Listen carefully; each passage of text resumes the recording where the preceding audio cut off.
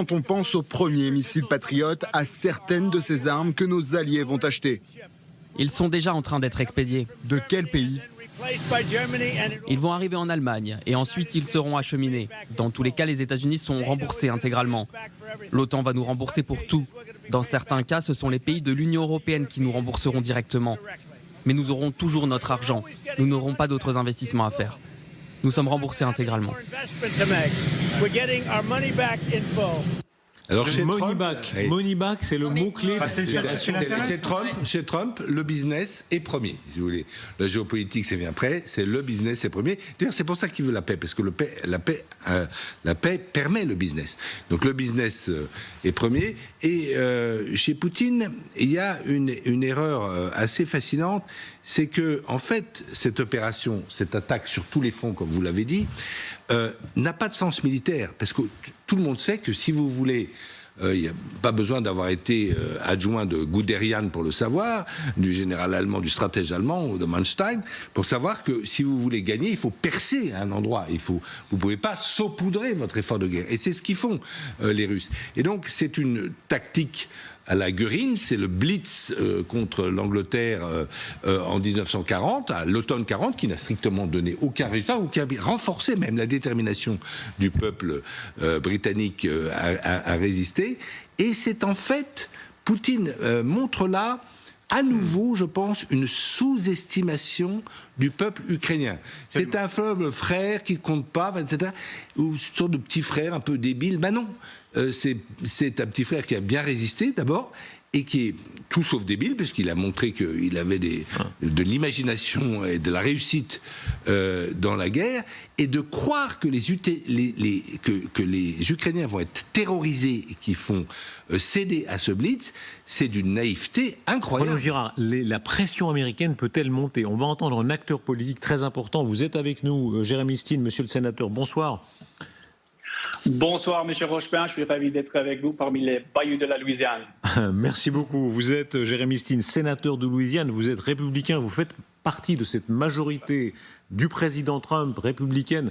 Est-ce que vous dites ce soir que la pression va monter, militaire aussi, sur la Russie, si la Russie ne respecte pas l'ultimatum de 50 jours que le président Trump lui a donné ? Oui, tout à fait. Alors, tout d'abord, on veut la paix. Nous, les Américains, les États-Unis, d'ailleurs, tout le monde, on veut la paix. Alors, le problème, c'est que M. Poutine, c'est un voyou. C'est un thug, comme on dit aux États-Unis. Et on commence à perdre beaucoup de patience avec ce mec-là, avec ce thug. Comme j'ai dit, c'est un voyou. Dès que Trump raccroche le téléphone, il commence à bombarder l'Ukraine et c'est inacceptable. Alors, qu'est-ce qu'on doit faire quand un voyou a un arme dans sa main? Il faut couper la main. Et pour Poutine, la main, c'est l'argent du pétrole. 40% de son PIB, ça vient du pétrole. Il finance la guerre avec du pétrole. Comme vous savez, on a déjà des sanctions contre la Russie, mais il faut aller plus loin avec des sanctions secondaires avec les autres pays. Vous utilisez un mot très fort, un thug, quoi, racaille, voyou. Thug, racaille, voyou, vraiment une crapule, voilà. Quoi, quelqu'un qui ne mérite pas le respect. Moi, je suis frappé parce que vous savez, le préjugé qu'on entend beaucoup en Europe de l'Ouest, c'est que vous, les républicains, trumpistes, vous avez de l'indulgence pour Poutine. Vous ne montrez pas de l'indulgence ce soir. Non, parce qu'on en a marre. C'est très simple. C'est un mec qui respecte. Il est en train d'humilier Trump, il est en train d'humilier les États-Unis. Dès qu'il Poutine est au téléphone avec Trump, il dit oui, je vais arrêter. Non, il ne s'arrête pas. Il fait des bombardements à Kiev, à Ukraine, et c'est inacceptable, comme j'ai dit. Alors, avec les sanctions secondaires, si l'Inde, Chine, n'importe quel pays, si il fait des affaires avec la Russie, il ne peut pas faire les affaires avec nous, et on va couper du monde fiscal, de notre système mondial du dollar. Jérémy Stin, écoutons les réactions à ce que vous dites. Jérémy Stin, pardon de nous interrompre, mais ce que vous dites est très fort, donc ça m'intéresse d'avoir les réactions sur ce plateau. Des réactions, hein. C'est-à-dire quand on a un responsable républicain américain dire on est vraiment...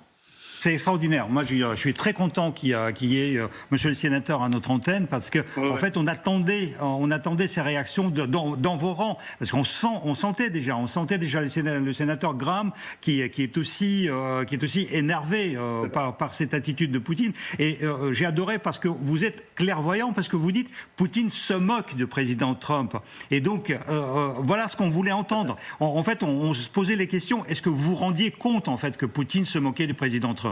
Quels sont les moyens militaires ? Le sénateur Stin dit il y a les moyens économiques concernant le pétrole. Michel Goya, si président Trump veut vraiment impressionner Poutine, qu'est-ce qu'il peut faire ? Envoyer de l'aide militaire à l'Ukraine. De quel ordre ? De tout ordre, en réalité. Les Ukrainiens ont besoin toujours de plein de choses, en particulier d'abord évidemment de défense aérienne, mais ça peut être dans tous les domaines en réalité. Mais en plus offensif, on comprend, et les patriotes, mais le pas d'après, c'est quoi ? Alors on évoquait il y a quelques jours les JSAM, c'est-à-dire l'équivalent de scalp américain. Ça, oui, ça pourrait livrer en grande quantité, ça peut faire beaucoup de dégâts. Mais je rappelle que pendant sa campagne électorale, Trump avait dit si Poutine refuse de négocier, s'il refuse quoi que ce soit, je doublerai l'aide militaire à l'Ukraine. Bon, on attend toujours, hein, mais c'est toujours possible. Ce qu'on apprend, c'est que Donald Trump découvrirait de ce qui en est rapporté le blocage de l'aide à destination de l'Ukraine par le chancelier allemand Friedrich Merz. C'est le Wall Street Journal qui rapporte que c'est le chancelier allemand qui le lui apprend. Et découvrant les images que nous commentons tous les jours, Darius, de ces civils ukrainiens martyrisés par les Russes, il décide non pas de faire débloquer 2, mais 5 batteries patriotes. Avec Merz qui est tellement surpris qu'il dit attendez, il faut quand même que je vois comment est-ce que je peux faire financer ça avec les collègues européens. Mais en réponse à votre question, et ce sera intéressant d'avoir le mot du sénateur Stin là-dessus, Donald Trump peut faire beaucoup, le colonel Goya l'a dit, du point de vue de l'armement. Il peut autoriser les frappes dans la profondeur sur le territoire russe sur des cibles militaires, c'est-à-dire les bases et les points de départ des aéronefs et des munitions russes. Il peut aussi, et le sénateur Stin est sans doute signataire, déclencher ce fameux paquet de sanctions qui a été beaucoup travaillé ces dernières semaines par le sénateur Lindsey Graham et au sujet duquel il a réuni quand même 85 personnalités démocrates et républicaines dans l'enceinte de ce Sénat que le sénateur Stin connaît par cœur. D'un mot encore, Jérémy Stin, est-ce que pour vous, là, le cap des sanctions est arrivé ? C'est-à-dire là, au bout des 50 jours, si Poutine ne s'arrête pas, est-ce que c'est l'heure des sanctions ? D'un mot ? Oui, on est prêt. Le Sénat, on est prêt. Je crois que oui, Trump, après les 50 jours, j'espère que on va donner le feu vert, signaler pour dire on va faire les sanctions secondaires. Et comme il a dit avec les patriotes, ces 5 systèmes patriotes, c'est à peu près 10 milliards de dollars. Mais j'espère que bientôt, on va faire non seulement les sanctions, mais encore plus des choses militaires pour l'Ukraine, pour qu'ils se défendent.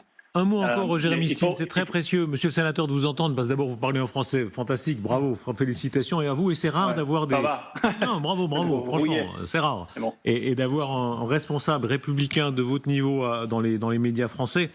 Est-ce qu'il est vrai que l'inquiétude principale chez vous, une des inquiétudes principales, c'est l'axe avec les Chinois, qu'en fait, la Russie peut vous inquiéter, mais c'est surtout le fait qu'elle soit trop proche de la Chine ?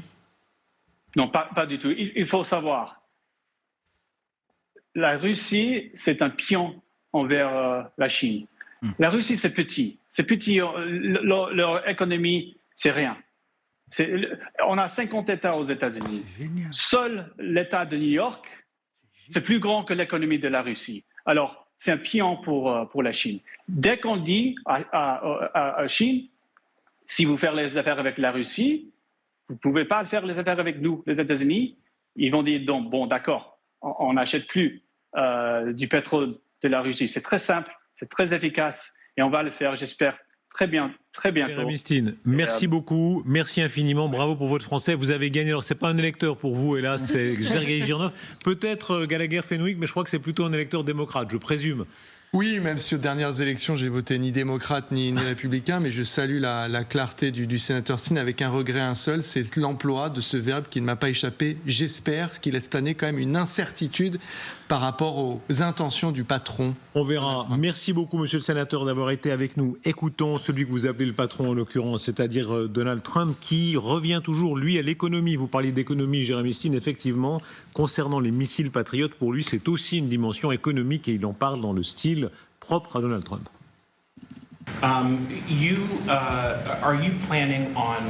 Avez-vous l'intention de donner les missiles patriotes que vous allez recevoir des États-Unis pour aider l'Ukraine ? Nous n'avons pas ce projet pour l'instant car nous avons un besoin opérationnel à Bahreïn qui nous oblige à les y maintenir pour le moment. Il en a beaucoup aussi. Ce sont de merveilleux équipements. Ils fonctionnent très bien. La technologie américaine est la meilleure. C'est peut-être la chose la plus importante. Nous fabriquons le meilleur équipement militaire dans le monde et il n'y a rien qui s'en rapproche, n'est-ce pas ?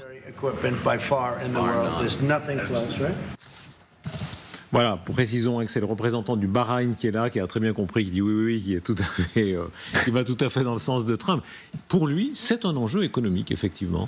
Oui, c'est extraordinaire d'ailleurs, après avoir humilié les Européens comme il l'a fait à l'OTAN, bien que le secrétaire général, ancien Premier ministre d'un grand pays européen qui s'appelle la Hollande, lui cirait les pompes littéralement. On n'imagine pas le général de Gaulle accepter ce genre de langage, c'est-à-dire qu'ils vont nous acheter des armes américaines, ils vont tout payer. C'est eux qui prennent les risques, qui sont plus proches. Expliquez bien ça, je ne suis pas sûr que toutes celles et je prendrai la gloire. Bien comprendre ce qui est extraordinaire, c'est que le système Trump, c'est que l'OTAN, les pays de l'OTAN, et donc l'Allemagne fait partie de l'OTAN, vont acheter au prix fort des armes américaines et ensuite les donner, une fois qu'elles seront payées, les donner à l'Ukraine. Et comme ça, tout le monde est content, et même Zelensky dit merci Monsieur Trump, et donc il fait la guerre à zéro coût pour lui. Enfin, il soutient l'effort de guerre américain, et c'est quelque chose de son point de vue, c'est bien joué. C'est bien joué. Bien joué parce qu'en fait, même Eisenhower avait dit, nous avait averti contre ce danger. En fait, le complexe militaro-industriel américain domine la politique américaine. Et c'est-à-dire quelque chose que le général Eisenhower, c'était pas communiste, c'était un républicain. Et il avait fait la guerre froide, etc. À la fin de son mandat, il fait un testament où il dit attention au complexe militaro. Est-ce que c'est bien joué ? Trump sert le complexe. Est-ce que c'est de bonne guerre ? Tant mieux pour tout le monde. Il nous pressure, et donc ça milite, si vous voulez, pour un réveil européen. Réveillez-vous, Européens. Faites votre autonomie stratégique. Soyez capables de vous occuper vous-même de vos affaires. Mais là, vous êtes une deuxième fois humilié après l'humiliation du sommet de l'OTAN. Ce qui est quand même extraordinaire, c'est que d'abord, il pénalise les Européens, enfin, il menace de les pénaliser avec des énormes droits de douane qui vont nuire aux économies américaines, et puis se réjouit que les Américains vont dépenser plus. Moi, je voudrais juste vous citer son entretien à la BBC, un magnifique entretien, et il dit c'est génial, les Européens vont payer 5% de leur PIB pour la défense, ils pourront acheter tous les équipements dont ils auront besoin. En gros, il félicite les Européens du deal de l'OTAN parce qu'ils vont dépenser plus d'argent en achetant américain. Je trouve que c'est d'un cynisme épouvantable. Il y a d'autres alliés auxquels ils donnent. Moi, je suis pas fan de les premiers à ramper vers eux, les premiers Européens à ramper vers eux, c'est les Danois, alors que Trump leur a craché publiquement à la figure. C'est extraordinaire comme spectacle. Gallagher. C'est tout à fait cynique, je suis d'accord avec vous, mais c'est la froide réalité des nations. Il est là pour représenter les intérêts économiques des États-Unis. C'est pas un président qui est attaché aux valeurs.